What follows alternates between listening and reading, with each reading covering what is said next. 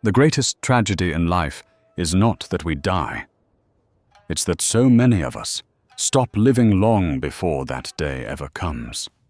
You know this feeling, the quiet ache inside your chest when you realize you've been delaying the life you truly want.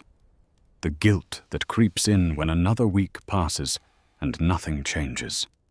The silent frustration of knowing you had the energy, you had the time, you had the chance, but you wasted it. Maybe you've caught yourself scrolling for hours, promising just 5 more minutes. Maybe you've watched months go by with dreams untouched, talent unused, goals postponed until tomorrow, a tomorrow that never came. In Japan, there is a word for this pain, a word feared more than failure, whispered by monks, carried by warrior families, and carved into generations of discipline. Mottainai, a warning, a philosophy, a mirror held up to your soul. It reminds you that nothing, not time, not effort, not talent, not opportunity, should ever be thrown away. Because what you waste today becomes the regret that chains your future. Today, you will learn the ancient rule that forces you to stop wasting your life. Before we begin, subscribe to Discipline Dojo and tell me in the comments, what part of my life am I wasting right now? Your answer may become the next video. Chapter 1. The Warrior Who Misused His Days.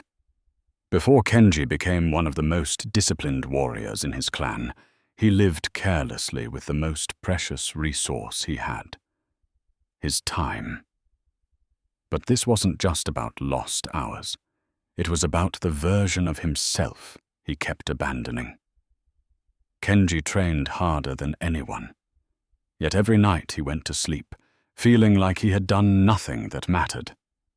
He swung his sword 1,000 times, yet doubted himself 1,001.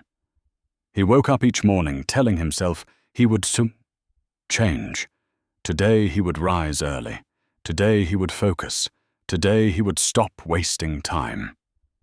But when the sun touched the mountains, he was still lying in bed, bargaining with himself, promising that tomorrow would be different. You've felt this too. Those days where you swear you will finally start the life you're meant to live. But something inside you hesitates, distracts you, pulls you into old habits that keep your potential locked away. Kenji wanted greatness. He imagined himself standing among legends. He pictured the day he would finally be recognized for his discipline. But in reality, he was stuck in a loop, drifting, delaying, procrastinating, watching his dreams move further away as life quietly slipped through his fingers. His friends advanced. Younger warriors surpassed him.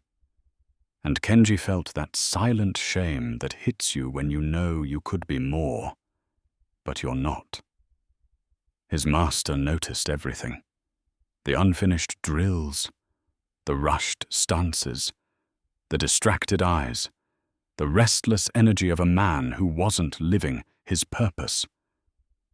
But the master said nothing, not until the night Kenji hurried through practice, trying to make up for hours he had wasted earlier. The dojo was quiet, the lanterns flickered, and as Kenji wiped sweat from his brow, the master stepped forward and placed a cracked wooden bowl in front of him. "Look at this," he said softly. Kenji frowned. "It's old. It's useless." But the master gently turned the bowl in the candlelight, revealing hairline fractures running across its surface. "Exactly," he whispered. "This bowl is what your life will become if you keep wasting what cannot be replaced." The words hit Kenji harder than any blade ever had. In that moment, he wasn't just looking at a broken bowl. He was looking at himself, at every wasted morning, every abandoned goal, every promise he didn't keep, every dream he kept delaying until later. He felt his throat tighten. His chest grew heavy. Because deep down, he knew the truth. He wasn't living. He was leaking. Leaking time, leaking potential, leaking the person he could have become. For the first time in his life, Kenji wondered, how much of my life have I already thrown away? That night, as the moon climbed over the dojo roof, Kenji made a decision that reshaped the course of his destiny. He would seek the ancient art of Mottainai, the discipline of never wasting life again.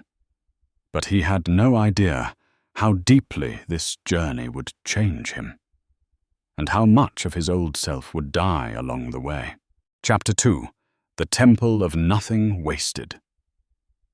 At sunrise, Kenji began the long climb toward the mountain temple. A place spoken of in low voices, a place warriors visited only when their hearts felt heavier than their swords. The path was steep, lined with ancient cedars, whose roots twisted like old memories. Kenji's legs burned, but the ache in his chest was deeper, the ache of a man who knew he was capable of more, but had lived far beneath his potential. By the time he reached the top, his breath was ragged, his resolve shaken, yet something inside him whispered, "If I don't change now, I never will." The temple appeared through the mist, simple yet powerful. Wooden beams scarred by storms, stone lanterns carrying the scent of time, and a silence so complete it felt like stepping into another world. There, sweeping fallen leaves with steady, deliberate motions, stood Master Shun. His presence struck Kenji before a single word was spoken. A presence carved from stillness, from decades of discipline, from a life without waste. Kenji bowed deeply. "Master, I waste too much of my life. Teach me not to." Shun studied him with eyes that seemed to see beyond hair and skin and bone, into the abandoned dreams, the broken promises, the unused courage that Kenji carried like invisible chains. Without speaking, the master picked up a fallen leaf from the temple floor. "This leaf lived fully," Shun said softly. "It took what it needed. It gave what it could. It wasted nothing."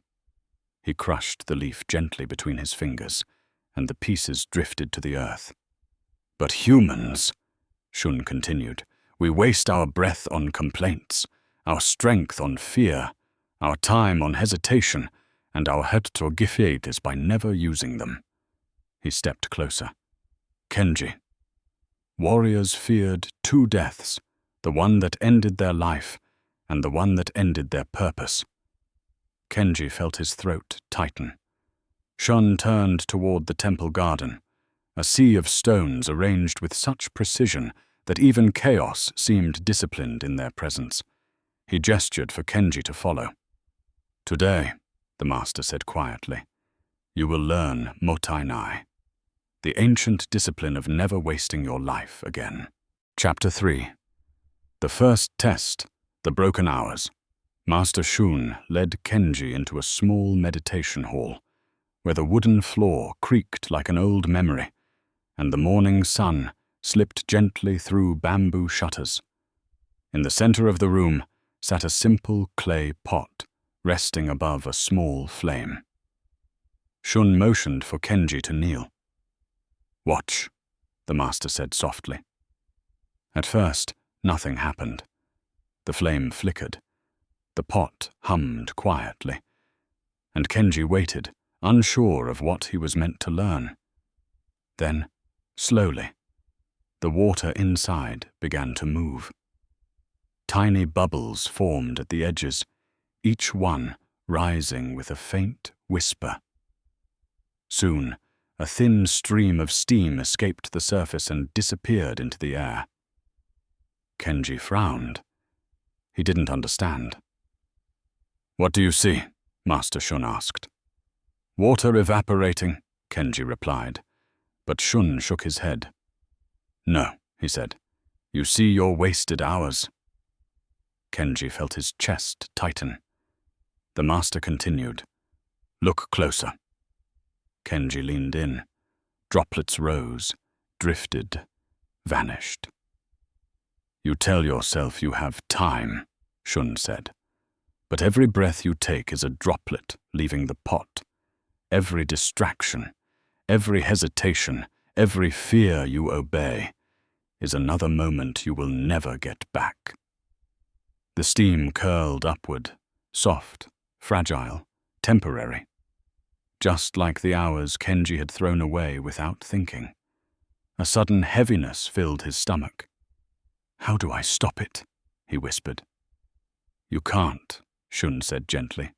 "No one can stop time." He pointed at the pot. "But you can use the heat before the water disappears." Kenji swallowed hard. For the first time, he saw time not as something he lived inside, but as something he was losing. Master Shun leaned closer. "This is the first rule of Mottainai, Kenji.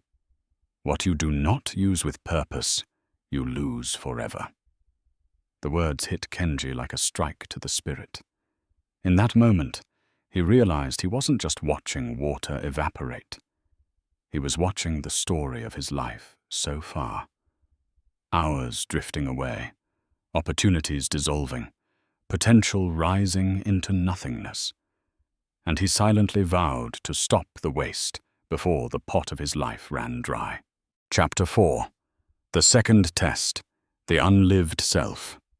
For days, Master Shun tested Kenji in ways that attacked the spirit, not the body. There were no sword drills, no combat forms, no demanding physical tasks. Instead, the master gave him silence. A silence so deep it felt like standing in front of a mirror that reflected not the body, but the soul. Kenji sat for hours, alone with the thoughts he had spent years avoiding, thoughts that hid beneath noise, beneath movement, beneath busyness. They surfaced one by one. I wasted years. I should have started earlier. I was capable of more. I'm falling behind. It's too late. I'm not enough. These weren't just thoughts. These were confessions. Memories of choices he didn't make. Dreams he abandoned. Versions of himself he never allowed to exist. The silence became heavier each day. At times, Kenji felt like he was being crushed by the weight of everything he had thrown away. Deep in that stillness, he felt a truth that stung like cold steel. The pain of wasted potential hurts far more than the pain of failure. Finally, when Kenji's eyes were wet with quiet frustration, Master Shun approached. "Inside every person," the master said, "there are two selves, the one you are and the one you could have become." Kenji's breath trembled. Shun continued. "The distance between those two selves is created by waste. Wasted courage, wasted chances, wasted discipline, wasted time." Kenji lowered his gaze, feeling the truth spread through him like an old wound reopening. "How do I close the gap?" he whispered. Master Shun knelt beside him and touched the wooden floor with his staff. "By honoring everything you touch," he said softly. "Every effort, every moment, every opportunity." He tapped Kenji's chest. "When you treat your life as sacred, your unlived self begins to breathe." Then, with a voice barely above a whisper, the master delivered the heart of the lesson. "This is Mottainai, the art of respecting your own potential." Kenji closed his eyes, and for a brief moment he felt something inside him shift, a grief for the person he could have been, and a fire for the person he still could become. Chapter 5. The Forbidden Practice, Mottainai no Kodo. Master Shun led Kenji to a quiet garden behind the temple, a place reserved only for warriors ready to confront their deepest waste. The air was still, not silent, still, as if the world itself held its breath for what Shun was about to reveal. "This," the master said, "is Mottainai no Kodo, the practice of nothing wasted." Kenji leaned forward. He expected complex rituals, mystical movements, secret forms. Instead, Shun raised 3 fingers. "Only 3 steps," he said, "but each one cuts deeper than a blade." Step 1. The awareness cut. Shun placed a small mirror in Kenji's hands. It was old, framed with bamboo, its surface slightly fogged with age. "At the end of each day," the master said, "look into this mirror and ask, where did I waste myself today?" Kenji swallowed. The question pierced him like truth made of iron. "Not your time," Shun added. "Not your energy." He pressed 2 fingers to Kenji's chest. "Yourself." The moments he hesitated, the opportunities he ignored, the courage he didn't use, the potential he left untouched. Shun's voice softened. "Awareness creates responsibility. Responsibility creates change." Kenji felt the weight of the mirror grow heavier, as if it showed not his reflection, but his abandoned possibilities. Step 2. The sacred effort. Shun handed Kenji a single smooth stone. "Choose 1 task each day," he said, "and treat it as sacred. No distractions, no half-effort, no drifting mind. Do it with devotion," the master continued, "as if your entire future depends on how well you perform this single act." Kenji closed his fist around the stone. It felt warm, alive, as if it carried purpose. "This rewires the mind," Shun said. "It teaches you to honor your life again." For Kenji, this step felt like reclaiming a piece of himself he had thrown away. Step 3. The return. Finally, Shun drew a circle in the dirt. "This is your life," he said. "You will leave it again and again, through distraction, fear, doubt, laziness." He tapped the edge of the circle. "When you slip, say, 'Mottainai, I return.' Not with shame, not with anger, with clarity." "Returning is the heart of the practice," the master whispered, "because even the greatest warriors fall. But they do not stay fallen." Kenji breathed in. A quiet strength rose inside him. The strength of a man who finally understood that every moment was a chance to come back, a chance to begin again, a chance to stop wasting the life he still had. Chapter 6. The Warrior of No Waste. Weeks passed, not in a blur, but with a sharpness Kenji had never experienced before. The world didn't change. He did. Every morning he woke before the temple bell, not because he was forced to, but because the weight of wasted mornings no longer lived inside him. He stepped into the cold mountain air with a mind free of fog, breathing deeply, feeling each inhale like an awakening. When he trained, he no longer moved to finish the routine. He moved to respect the routine. Each strike carried intention. Each stance carried meaning. Each breath carried awareness. He no longer tried to be fast. He tried to be present, and presence made him faster than speed ever did. Even in simple tasks, sweeping the temple floor, preparing rice, cleaning the old wooden walkway, Kenji moved with a quiet purpose. Because the smallest action performed with intention becomes sacred. One morning, as Kenji practiced a slow kata, he noticed something he had never felt before. There was no gap between thought and action, no hesitation, no inner argument, no wasted movement. His body moved not because he commanded it, but because he was aligned with it. He wasn't fighting time anymore. He was honoring it. And time, for the first time in his life, honored him back. He spoke less, but when he did speak, his words carried weight. He walked slower, but with each step he felt more alive.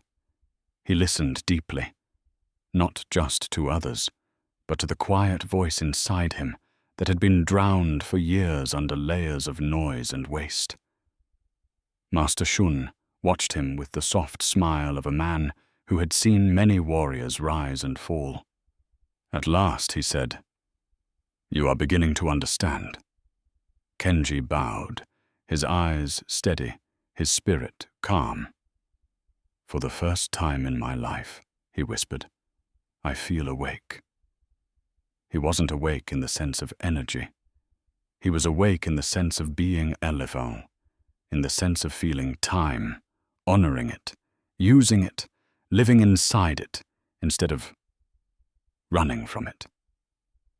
And as he stood there in the temple courtyard, with sunlight touching the mountains, Kenji realized something that tightened his chest.